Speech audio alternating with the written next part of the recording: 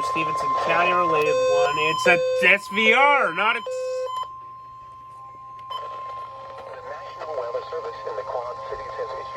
And it has the tornado possible tag. Northeastern Josephine County in northwestern Illinois. Stephenson County, northwestern Illinois, until 30 p.m. At 2:14 p.m., severe thunderstorms were located along the line extending from near Gratiot to near McConnell to Scioto Mills, moving east at 30 miles an hour. Hazard, 60 miles an hour wind gusts and penny-size hail. Source, radar indicated. Impact, expects damage to roofs, siding, and trees.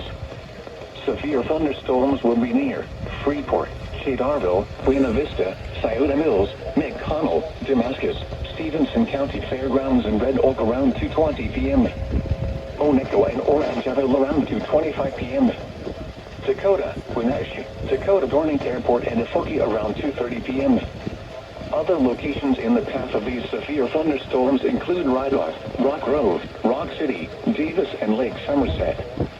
For your protection, move to an interior room on the lowest floor of a sturdy building.